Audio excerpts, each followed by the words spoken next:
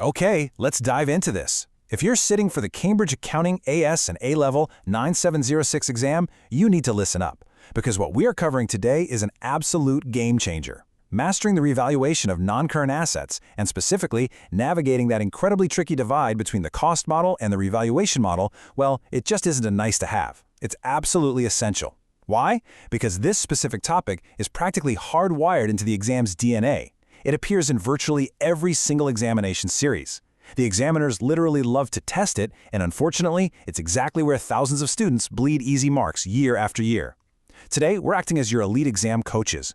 We are going to completely decode the exam's invisible matrix. We're going to break down exactly what Cambridge examiners are actually looking for way beyond the textbook, so you can walk into that exam room with total, unshakable confidence.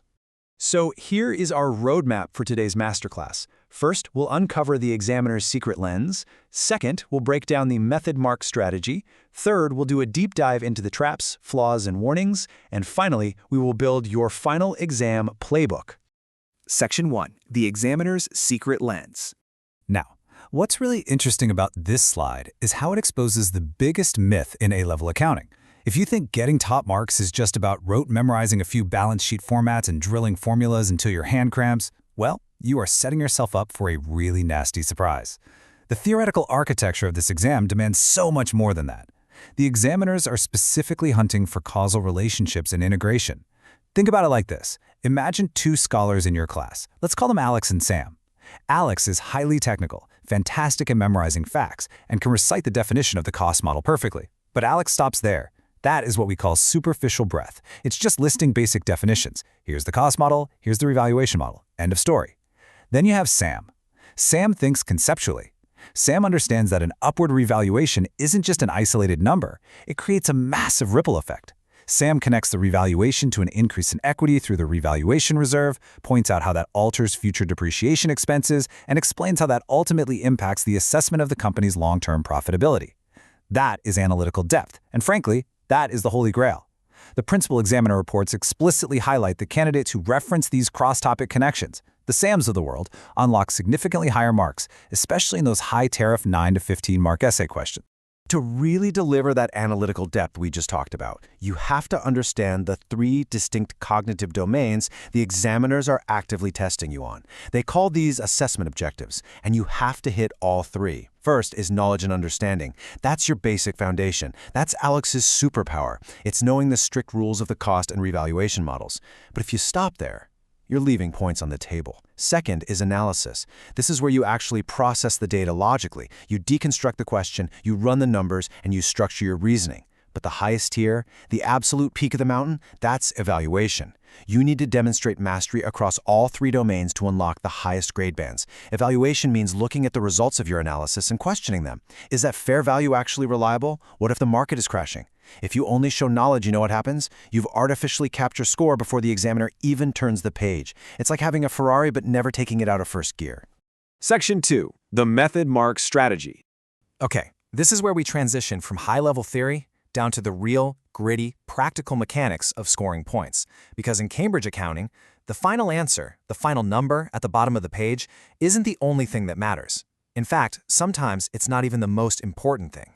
So the crucial point is this standardized three-step sequence that you literally must execute every single time to guarantee you capture every single method mark. Step 1.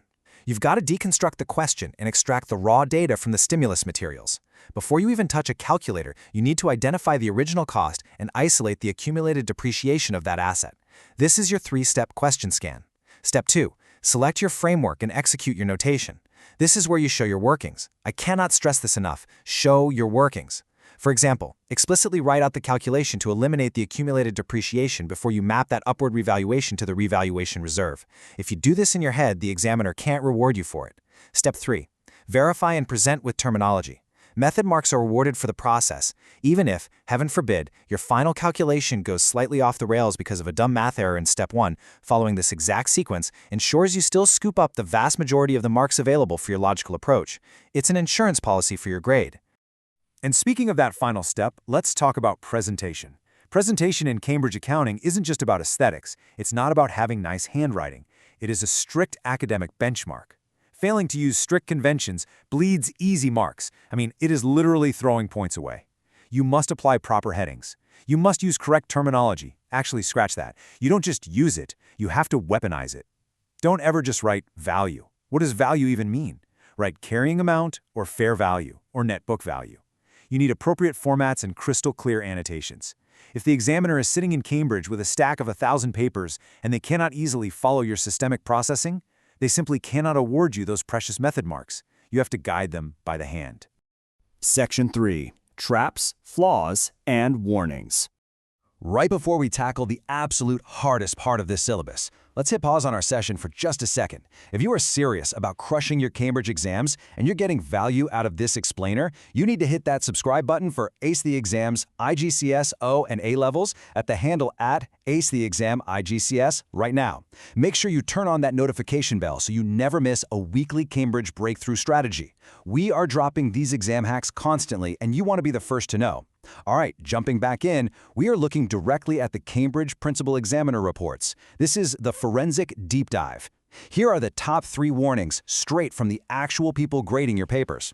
1. Answers are far too vague. You know what I mean? Students writing sweeping, generalized statements. Examiners are absolutely desperate for specific, precise details. 2. Format and presentation are ignored. We just covered that, so I know you aren't going to make that mistake anymore. And 3, and listen closely because this is the absolute biggest killer. Answers are not specific to the context given in the exam scenario. Let's unpack that. Just look at this direct quote from the report. The classic mistake is providing generic answers not specific to the question context. Always link every point to the given scenario. And this brilliantly illustrates exactly why memorized, generic responses will instantly cap your grade. Let's do a quick mental workshop. Imagine the exam gives you a scenario about a high-tech manufacturing firm that is revaluing its specialized factory machinery. You're reading the prompt, and suddenly you freeze, and then you just word vomit a textbook definition of the revaluation model onto the page. No, that is a fatal flaw. You cannot just write a generic definition. You must explain how the revaluation model affects that specific manufacturing firm's financial statements. How does it change their specific depreciation burden? How does it impact their specific dividend distribution capabilities? Context is king. If you strip away the context, you strip away your marks. Let's move deeper and see how this builds into the highest level of critical analysis. Remember our command word, anatomy? There's a massive difference between analyze and evaluate. You have to elevate your mindset from the descriptive level all the way up to the evaluative level. Describing is just stating the facts from the data. It's safe, but it's low scoring. Evaluating, on the other hand, evaluating means you are actively questioning the assumptions made into source material. It means identifying limitations. For instance, if the prompt talks about an upward revaluation, a descriptive answer just calculates the new value. An evaluative answer points out that a revaluation relies heavily on subjective fair value estimates that might be completely unreliable or fail to reflect true market conditions if there's a sudden economic downturn. Evaluation means considering alternative interpretations. It means acting like a real-world auditor and ultimately justifying your final recommendations with hard, undeniable evidence. That is exactly how you dominate those higher-order assessment objectives and secure the A-star. Section 4. Your Final Exam Playbook. All right, we have covered a massive amount of ground today. We've tackled the high-level theory, the gritty, practical mechanics of method marks, and the lethal traps you need to avoid. Now it's time to synthesize all of this into a concrete strategy for your next past paper practice. Here is the definition of a flawless answer. I want you to literally burn this into your memory. It is a context-specific response that follows strict procedural conventions and evaluates evidence to justify a recommendation. A genuinely great memory hack to encode this is to use a visual story method.